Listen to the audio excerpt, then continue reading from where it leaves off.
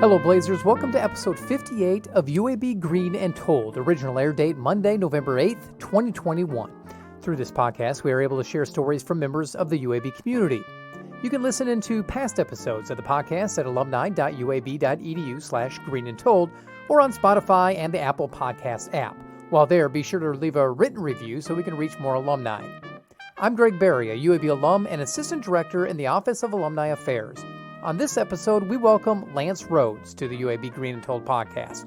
Lance is a product of Birmingham. However, his original path took him out of state to play football. But as he'll share, a buzz around Blazer football in the mid-2000s led him home and back onto the field. You know, with Roddy White and Daryl Hackney and many others, Zach Woodfin, there were some great athletes. And so I knew this was a good team. And so I was excited to come back. While Lance played alongside UAB football legends like Roddy White and Daryl Hackney, he'll share why his work with them post-college may be the most meaningful. The fact that they trusted me to work with them when I was, just fresh out of college, when their physical well-being actually impacted their livelihood. Today, his company does more than work on progressing the performance of professional athletes. It works with people of all ages, and it means the world to him when those individuals keep coming back. We have athletes that we trained as high schoolers and possibly played college athletics that now train with us in the adult program.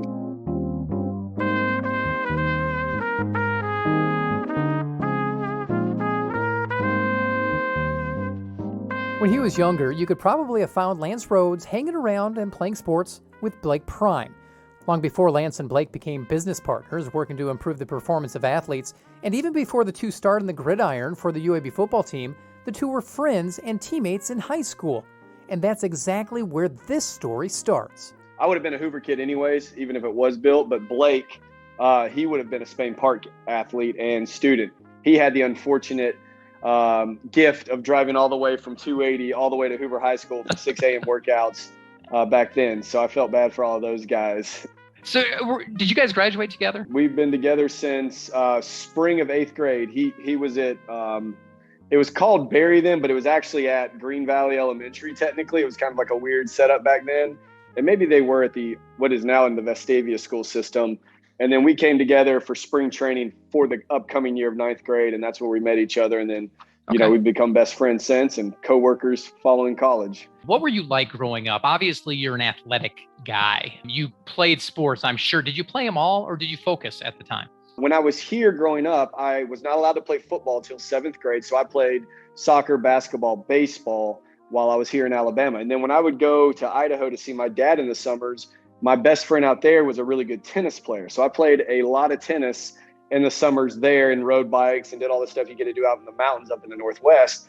And so I got to do all of that pretty much till 7th grade. And then in 7th grade, I dropped the soccer and played football, basketball, baseball till Rush Probst got to Hoover High School the end of my sophomore year. And my junior year, I gave up everything just to play football and focus on that because Rush told me that I was a smaller guy. If you want to play at the next level, you're going to have to put on weight. And so I kind of gave up the other things to focus on that, even though looking back, it probably really would have been just as good either way, but worked out well for me anyways. And so, I didn't become, I guess, a specialist in a sense until my junior year of high school. What kind of athlete were you on the gridiron? Were you just kind of a speedy guy? Were you an elusive guy? What was your style of play when it came to football? In 7th grade, when I started, I would say, so when I was young, I was always really quick, really fast, really competitive. I would say those were probably my strongest qualities. But when I started growing, which was like 7th grade to like 9th grade, I slowed down a lot because I was just growing, even though I didn't really grow a lot. I'm only like 5'9", 5'10". I had a lot of like knee pain. So I kind of was slow during that time, but I was smart and I could play the quarterback in a basic way in 7th, 8th, and 9th grade. I completed the ball. I did my job. I didn't have some exceptional arm. I had a good enough arm. I was accurate. And so in the beginning, I really wasn't the athlete that I became in post, like the end of my high school career where I was, I was more of an elusive, quick, explosive, highly competitive, mobile quarterback, I guess you could say, when I finished my Hoover. And then when I got into college, I moved more into a slot punt returner type position. Let's talk about the recruiting process. Here you are. You mentioned you're a shorter guy, 5'9". What was the recruiting process like? Who was taking a look at you and why ultimately UAB. Currently, in the era of football that we see on television now, my skill set would have been great. And it still was good back when I played as well. Just the spread offense still wasn't the common thing across the board. And so it still was big outside receivers, run the ball, use the pass to spread it out. So I was limited on a lot of the colleges I could get recruited by. But long story short, I was committed actually to the University of Kentucky all of my fall of my senior year. Back then, there was Hal Mumme was the head coach. Tony Franklin was offensive coordinator. If you remember Tim Couch, who won the Heisman Trophy. We would go up there with Hoover in the summers and do like 7-on-7 because that wasn't big yet. And so there really wasn't any 7-on-7 across the state at that time. And so I got recruited them to play receiver and ran a 40 and a pro agility up there before my senior year, and they offered me on the spot. And so I committed to them because I was like, these are the only guys that are really running 4 or 5 wide spreads. My skill set would be strong here. And so during that time, I had also been offered by UAB, by Coach Sullivan. So I had a great relationship with Coach Sullivan and the staff at UAB at the time. And then I was getting recruited heavily as a cornerback at other schools. So like Arkansas, Southern Miss, NC State, some of these other schools were actually looking to play defense because I did play some corner my senior year and junior year as well. But I didn't really want to go backwards. I like going forwards. I like scheming. I'm more of a forward moving kind of guy than a prevent people from going at me kind of guy. And so I didn't really love all that. But at the end of my senior year, or end of the season of my senior year, so December of 2000, after we won state, the entire Kentucky staff got fired because of illegal recruiting out of a high school in Memphis. And so when that happened, I kind of opened my recruiting back up. I was a little late for my skill set, so I didn't get a ton of options. Well, last minute, my dad sent a tape to former Boise State head coach Dirk Cutter, who is now getting the Arizona State job because Dirk Cutter was from where my dad is from in Pocatello, Idaho. And he got on a treadmill, watched my highlight tape, called, flew me out there in January and offered me on the spot. And I was like, wow, this Phoenix, Arizona in January is beautiful. It's nice and cool and not real hot and gorgeous, no clouds in the sky. And so I committed there. And left June of 2001, was there all the way through December, had some just family stuff going on. And so I felt like it was best for me to transfer back here. And Coach Sullivan and Watson Brown were awesome enough and just open-armed enough to welcome me back to UAB. Blake was at UAB, and I knew they had a great class in my class, with Roddy White and Daryl Hackney and many others, Zach Woodfin. There were some great athletes. And so I knew this was a good team. And so I was excited to come back and be a part of that here in Birmingham. What was the football program like at the time? Obviously, it's night and day from where it's at now just because of facilities and everything else. What was it like back then? I think it was exciting as far as the culture was, like it is now, from the perspective that we knew we had some talent. UAB was starting to be recognized. They had beaten LSU a couple years earlier. And so there was some publicity going on. I think we thought we were really good. We had a lot of great athletes, obviously. I mean, we had a lot of guys get drafted and play in the NFL out of those classes. And obviously had Roddy White come out of that. And because of that, we were confident. And, we thought the football program was only going to be moving forward. And we thought we were the foundation of that. And I think still to this day we are. Along with classes previously before us. And it's exciting to see where they're at now. But I think we were just as excited and motivated as, the teams are now. We got to go to the first bowl game, the end of my junior year in Hawaii. And so we got to experience some new things that was new to the UAB football program. Talk a bit about the experience of getting on the field. How did you prepare yourself game in, game out? I would say, it was different for me than high school because I was playing a different position and I was used to being the main, like Daryl's position, Hackney's position. I was more used to that in high school. I also had 2 years of not playing any games from when I won a state championship. And then because I went to Arizona State, I had ankle surgery, transferred back, and then I had to sit a year. For me, the first game we played at Baylor in Waco, Texas in August, and it was like 100 million degrees. And I just remember being too overexcited, and I drank like a Red Bull, which was a bad idea, and just the caffeine and the sugar, and I was nervous, and I dropped my only punt of my entire college career that game. But from then forward, it was more of just making sure that I didn't get my emotions too high. I made sure during the week that the coaching, the plan that they prepared us with all week, I was aware of it, knew what my responsibilities and roles were, knew, what I needed to do to help the other players out on their plays and, just prepped in that manner. And then just made sure at that game, I was mentally prepared to do as well as I could. And I also tried to do a pretty good job because academics were important to me. And so just making sure my stress level wasn't too high on that side. And luckily, Coach Watson Brown was nice enough to let me and Blake room together because both of us had pretty difficult academics a lot of the time, and we both cared about it. So he let us room together, and we, study sometimes on traveling and some of those things. But it was great. It was more just being composed, making sure that, the things that we prepped for all week, what those things were and how we were going to apply those in the game. What kind of student were you? You mentioned you were taking hard classes. What were you like academically? I was hot or cold. I'm a very when I'm into something, I'm 110% type person. And when I'm not, I am 0%. And so I would have a 4.0 in sciences, and the next semester I'd have a 2.2 because of music appreciation that I didn't want to even go to, kind of thing. And then the coaches, I had, coaches that would come in and be like, Lance, this is not who you are. And I'd be like, you're absolutely right. And then I would crank it back up. And then I finished strong my last, 2 years. And so I finished over a 3.0 with a history degree and then exercise science minor as well. And it's that exercise science minor that really kind of proved to be the difference with your career and the trajectory you went. When did you start working with athletes one-on-one to get them up to, a high level of athleticism and a high level of performance? Fall of 2005 was my last year of eligibility. That winter, I had another shoulder surgery. And then that spring, so spring of 2006, while I was finishing my degree, I was reading all kinds of different exercise science books and biomechanics and nutrition.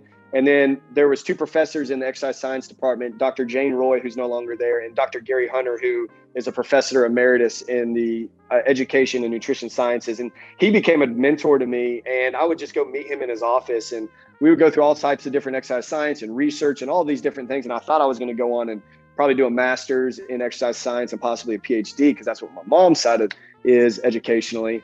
But so I started taking some of that info and started working with Blake's little brother and some other high school athletes that I knew just in my parents' basement in that spring.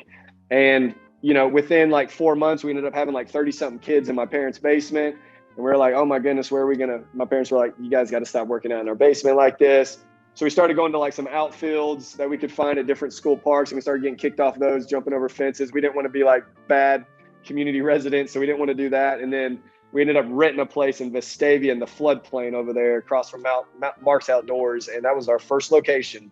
Why do you think your program grew so quickly? Because you start just with Blake's brother, and then all of a sudden you're up to 37, you have to move out of the basement. The success came from somewhere. You had to have been doing something a little bit differently than others. I think there was a couple things that allowed us to get implanted quick and then also grow. One, just being from this community, having some success in athletics in this community, I think helped definitely. And then two, coaches. Rush Probst was at Hoover High School still, but my offensive coordinator when I played at Hoover was John Gross, he was the Spain Park head football coach at the time. He's obviously the head coach at Jacksonville State now. And because of that, it allowed an easy entry for me to be supported by both of them and have them, pushing their athletes to come do, if they're going to do any extra work, let's come do that with Lance. We trust Lance. He's passionate. And then I think the second thing was I'm passionate about people. I'm passionate about helping people progress, especially in the performance. And I think that desire to serve people and serve them well in a way that benefits them and their progress, I think that helped. And I'm a pretty energetic guy, so people like maybe the energy that we put into our training program. And I think those were the things that really just started ingraining us in the community. And then Blake was doing a great job working with adults at the time. And when he brought that same passion to serve and help progress people on the fitness and health side, when we put that together, I think it just allowed us to expand connections in the community, coaches in the community, and then just doing a great job of serving people well. And also trying to expand what our program was. Back then, we had no idea what we were doing as far as compared to what we do now. Then we were just trying things and learning and, building the systems that we apply now. At what point during this whole thing did Godspeed become Godspeed for you and Blake Prime? Great question. So originally the company was called, the IRS called it Lance Rhodes Performance Methods Incorporated. We abbreviated it RPM Inc. And then 2009, I became a Christian. And during that time, I was on a mission trip in Honduras, actually. And someone showed me a verse called First Timothy 4:8. It says, physical training's of importance, but spiritual's of the utmost, as it has promised for this life and the life to come. So long story short, we started a nonprofit called Godspeed Grace, because Godspeed usually was used to wish someone well on a journey, right? And so we started Godspeed Grace using fitness and performance to raise money for ministries abroad and locally here in the Birmingham community, like Restoration Academy, Love Lady, and then some like Forgotten Children's Ministries in Honduras. And then in 2013, we were building our new facility. And my mentor, his name's Chad Stubbs, he owns Reflex Blue, which is a large marketing company here in Birmingham. He was like, you know what, Lance, like you guys, Godspeed's y'all's name. That's who you are. It's got a reference on, the culture of your facility. And then it's got the speed, which is the service that you provide, performance. And we just put it together. We switched our colors from black and green to gold and charcoal. And, ever since then, we've never turned back. You work with a wide range of individuals, from younger teens all the way up to people in their 50s, 60s. How do you approach each differently? The way we do that is you think about Godspeed as a whole, right? And then an athletic department would be the easiest way to kind of describe how we function. So UAB has their entire athletic department, but football is an entity over here and it has its own functionality. Men's basketball, women's basketball, and all the other sports kind of have their systems in place, right? But they're all, guided and given boundaries by the entire athletic department. And that's Godspeed. Now in it, we have our Active Life program, which is our health and fitness. And so that's our adult program with teenagers all the way up to 70-year-olds. And it has its boundaries and its principles that it goes by and its staff. Then we have our athlete performance on-site, where athletes all the way from 8 years old up to NFL players train with us. And then we have teams that we train on-site and off-site. And then we have our Restore Physical Therapy. We have our own physical therapist. Now, the only similarity in all of those is that we apply our core method, which is every one of those programs we evaluate, educate, equip, and refine every single one of them. So we evaluate them. We want to know where they're at so we can help guide them on where they're going. We're going to educate them on where they're at, where they're going. We're going to equip them so they can achieve those goals. And then we're going to refine them with another evaluation to see where they're at. So that goes for adults, athletes, teams, and even our therapy patients. You mentioned NFL athletes. What was the first pro athlete that you worked with? The first one I ever worked with would definitely be Roddy. When he obviously got drafted first round to the Atlanta Falcons, his first year in the NFL was my senior year at UAB playing. And, Daryl, got opportunity in the NFL as well. So when they would come to town, they would come just train with me. I mean, they were amazing. Like the fact that they trusted me to work with them when I was, just fresh out of college, when their physical well-being actually impacted their livelihood, was a huge deal for me. And I'm forever grateful that they did that. And so I got to work with Daryl, and then Roddy, and then Carlos Hendricks, played in NFL a while, played in NFL Europe, was a corner on my same class. And then actually the one who's kind of been with me the longest is Joe Webb. So Joe was a freshman my senior year at UAB, and we just became good buddies. And he started training with me while he was still at UAB, just here and there. And then obviously when he got with the Minnesota Vikings, he's been with me ever since. And so those would be my first group. And then on the baseball side, my first athlete was Wes Helms. He played 12 years in the MLB as well. At what point did you think, you know what, I have something that I can draw professional athletes to and really work with them to improve their game? I think after I worked with Roddy and Daryl, and they had gone off to some big name facilities across the country that are, supported by large agent management groups, and them coming back and being like, Lance, you're doing what these guys are doing. Because I was reading all these guys and I was researching everything, and I was pulling things that I thought were beneficial from all these different professionals and building kind of my own methodology out of that. And, having them reinforce these items that I was doing, and then seeing them also progress and have injury-free seasons. That wasn't just me. That was their great strength track at the pro teams they were with, and great therapists that they all worked with. But I felt like we had a little part in that. And that just started building our confidence that, hey, we're not just amateurs. We've got a lot to learn, and I still have so much to learn. But, we're heading in the right direction, and the service we provide can benefit people. Who would you say is the biggest name that you've worked with? biggest name in the state of Alabama, probably Andre Smith, just because everybody knows Andre. You know, he was all everything since he was a young guy. Probably Andre Smith. Roddy would have to be there because of his just amazing career in the NFL also. What kind of satisfaction do you get when you see your clients out and about, whether it's on TV, watching an NFL game, or just at the grocery store for some of those active life members? I think for us, it's, you know, our industry is so service-based. You know, it's not the most money-driven industry. There can be great financial resources provided in this industry, but people that get into this industry, they get in to serve people and see their influence impact people. And so for us, when we see an athlete do an amazing job on the field on a Sunday in the NFL, it's just so awesome to see. At the same time, to see a parent come back to us and be like, or a grandparent say, you know, I got to run around my yard with my kids for the first time in 5 years. That's impactful to us. And even more influential to us is we have athletes that we trained as high schoolers and possibly played college athletics that now train with us in the adult program. So for us, it's just so rewarding to see that we've impacted them enough that they want to continue to have their health and fitness influenced by us, or their performance in injury prevention. It's just extremely rewarding. I mean, you can't put a number on it, to be honest. With all that Godspeed has done over the last decade and a half, where are we going to see you in the next decade and a half? Great question. We opened our second facility in Huntsville, February of 2020. Of course, the world shut down 3 weeks later, so that was a little bit difficult, but God is good, and we've been doing great up there and really impacting Northeast Alabama. Our goal is 10 more facilities in 10 years. The way we do our facilities, they're bigger. They have multiple programs like we talked about earlier. We started physical therapy now in both locations. We have 2 amazing physical therapists that serve our populations and well. And our goal is to continue to expand that. We also are developing our own app. And so we'll be able to serve teams remotely outside of the state and these boundaries here. And then we're developing our own evaluative and event system. So we'll be hosting Godspeed combines for football, for basketball, baseball, for high school athletes all over the state coming in 2022, and then Southeast hopefully in 2023. How did your experience at UAB, both on the field and in the classroom, lay the foundation for the success that you've had?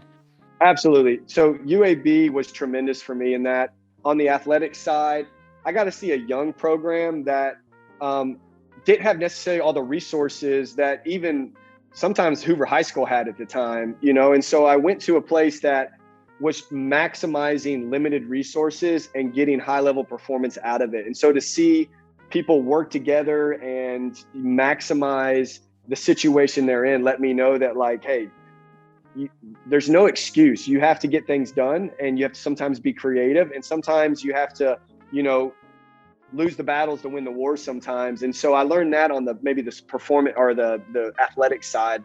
On the academic side, I had amazing professors that showed me grace and also pushed me, that allowed me to see that whether I'm hiring employees or I'm working with teams or a staff, you know, to be able to push in a healthy way, but also to extend grace to help when things go in a direction that they might not have known, or they just, you know, weren't paying attention or weren't doing a great job in the time, to be able to invest in them and see the long-term goal of getting them where they need to be. UAB did an amazing job for that on the academic side, where I didn't know what I wanted to do. They didn't try to jam anything down my throat or make anything pressed onto me. They were like, hey, here's different options. Here's some great programs over here, some great services over here. And they did an amazing job of just showing me like opportunity, but not, you know, maybe directing me in one path and saying, this is the only way you need to go, Lance. And I'm very thankful for that. Looking back at your playing days, is there anything you wish you would have accomplished that you didn't? I functioned really well when people absolutely hold me accountable in a very heavy pressuring way. That's how I react. I'm a very bold person, so boldness also motivates me. And I wish I would have found better mentors earlier in my UAB career. I met Dr. Hunter, who I had mentioned earlier, later in my academic career. And I wish I would have been, me, Lance, more available to reaching out and pursuing a mentor on the UAB athletic department staff, because they were there. I just didn't do a good job of making myself accessible to them. And so that's where I feel like if I would have allowed them to speak into me better and, you know, maybe not have been as entitled emotionally as I might have been at times during my early college careers, I wish I would have done that better and just allowed myself to let these mentors invest in me and heed their knowledge, heed their wisdom, heed their truth. I had a mentor once say to me, Lance, truth is often times received with irritation. And that is a very true point. Like when you hear something that you probably need to hear but don't want to, it's not always that comfortable. And I wish I would have done a better job of receiving those things, reflecting on it, and being able to adapt faster. That if I could speak back to my younger self, that's what I would have said.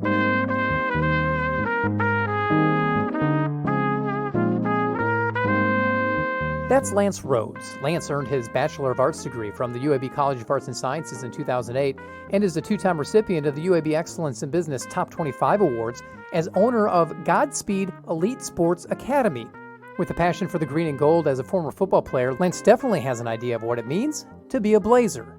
I think for me, to be a Blazer is that we blaze new paths, not to be, kind of cliche and all of that. But when you look at what UAB's done, it's in a state with Alabama and Auburn, obviously, on the athletic and even academic side. But UAB has blazed its trail medically, obviously, in the downtown with its research and its medical school and dental school and nursing school and physical therapy school and all the different schools they have, all of their PhD programs, their engineering department, and there are many other amazing schools that they have. And so I feel like UAB, the growth they've had, they have transformed that South Side Birmingham since I've been there in the late 90s and early 2000s, and see how they have just pushed the edge and really changed not just the academics and the student experience, they've changed Birmingham. And I think that's what it means to be a Blazer. And you're seeing that in the football program, you're seeing that in the athletics. And so I think for me as a Blazer, it's that we have a fire inside of us that we keep letting it blaze, and we allow it to stoke our passions to grow and to expand and to influence